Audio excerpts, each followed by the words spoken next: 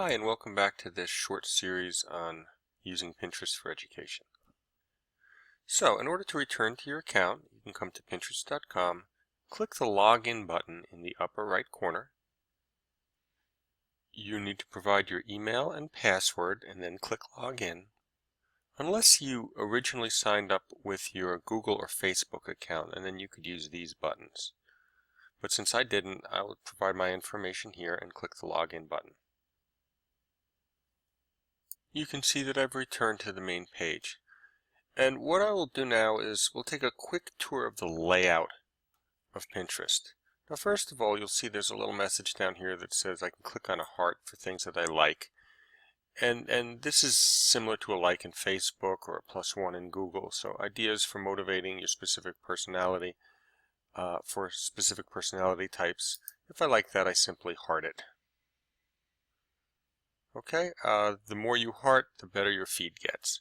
So in other words, by identifying things that I like, Pinterest knows a little more about me and will start sending me more pins that it feels is similar to those.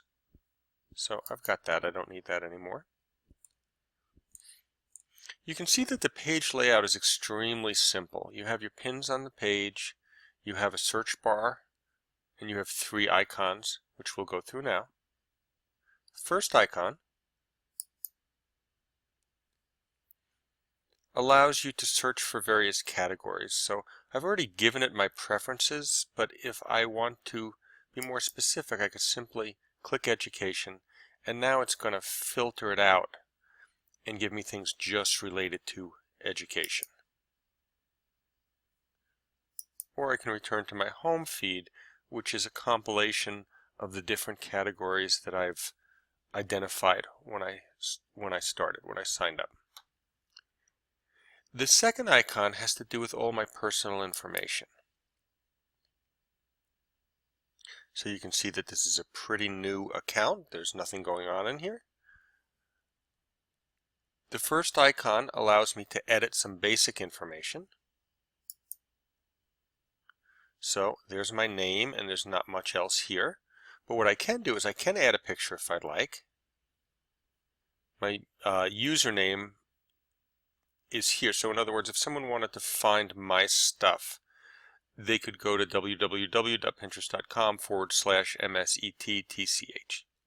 I can give a brief description of myself, my location if I choose, and I can give a website. So if I've got a website that I'd like people to find from my Pinterest board, I can do that here. For right now, I'm going to cancel. The next icon is a little nut, as in nuts and bolts. And if you access this particular icon, you're going to get the bulk of your settings as a user. So let's do that now. You would arrive at a tab called Account Basics. And Account Basics is actually a compilation of all these things. So if you notice, if I click around on these links, I'm just sliding up and down the page.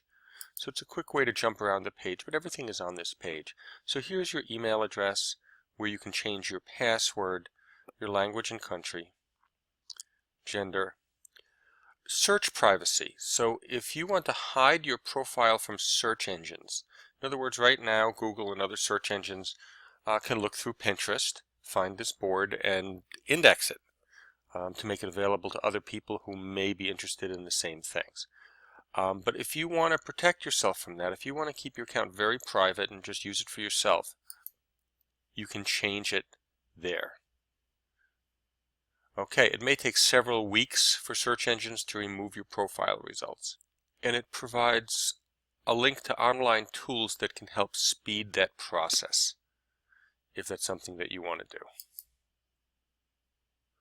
But of course, if you want to make this information available to search engines, you can simply change the toggle back to no. There's a small section on personalization. Do you want to use the sites you visit to improve your recommendations? And do you want information from our partners to help determine your feed and what you're getting based on your behavior? Now there's pluses and minuses to this. If you want to stay as anonymous as possible, you'd simply set these to no. But it is true that by leaving them set to yes, you'll find that the things that are fed to you are more in line with your interests. Okay, you do have the option to clear your recent search history or to deactivate your account. The profile settings are the same settings we saw previously with the other button, location, website, etc. And the next section has to do with notifications. These are largely email notifications that you'll get when certain things happen related to your account on Pinterest. First of all, you can get notifications from everyone on the web or only people that you follow. And we'll talk a little more about following people later, but I think you can probably suppose what this relates to. People you've specifically chosen. Do you want to get notifications by email? And that's the account you registered with. And the types of things that you can get notifications on is when someone pins your pin. So you've pinned something to a board, you've added something to Pinterest, and when someone else finds that from your account and adds it to their own, do you want to be notified? Pins that you like, or people who are actually following your boards. And we'll talk about boards a little later, but boards are just collections of pins, and you can categorize them or break them into different groups called boards.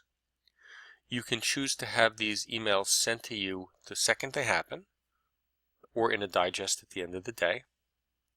And there are some additional things. If someone comments on your pin, sends you a message, if someone you know joins Pinterest, invites you to join a group board.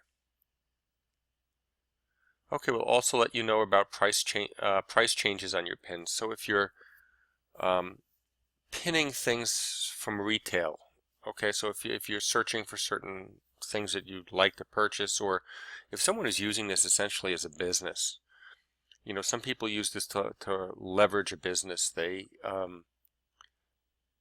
Their pins involve things that people might want to purchase or shopping, and that's what that relates to. So stuff you might like, weekly inspirations, announcements about new features, tips and how-tos, invitations to give us feedback. And you can notice that everything is set to yes by default. So you'll be getting all of these notifications. I'd recommend giving it a try. I don't find I get them too frequently, and they're often useful. And if you find that there's a certain type that you don't find useful, you can turn these off. Okay, the next button has to do with push notifications, and these are things that are sent out from the server, in this case to your phone. So if you've registered a phone number, you can get recommendations on your mobile device, and you can uncheck these specifically for that device, which is nice. Also, on your desktop, if you're using the Chrome browser, which I'm currently using, would you like little pop-up messages to appear while you're working to give you the same information? This setting has to do with your home feed. Would you like Pinterest to try to figure out things you might be interested in and show them on your home feed? And this section has to do with connecting to social networks. So you can connect your Pinterest account to various different networks such as Facebook, Twitter, Google+, your Gmail account, Yahoo, so a whole bunch of them.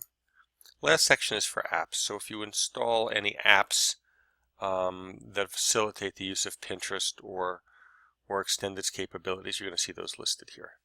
So I haven't made any changes, so I'm going to cancel this. The last icon gives you access to business tools, see an order history if you've placed orders, find friends, so you can search out other people on Pinterest, get help, or most importantly right here, log out. So the get help feature is nice if you run into any questions, but Pinterest is fairly simple. So you may find that you're not using this a whole lot, and that's okay. So, as I said, you access these settings, which is the bulk of your account settings, through this little icon in the upper right. And the last icon is just a little feed that's showing you current information. General news, things about your pins and boards that you've created. I haven't created any, and any messages that may come to you, but also messages that you can send. Use the little Pinterest icon in the upper left to return to your home board. And this is where, if you choose, you'll get your recommended pins, things Pinterest is trying to figure out about you that you might like. Okay, in our next video, we're going to start to look at how to actually add pins and create pin boards, and that's where the fun is. So let's get started.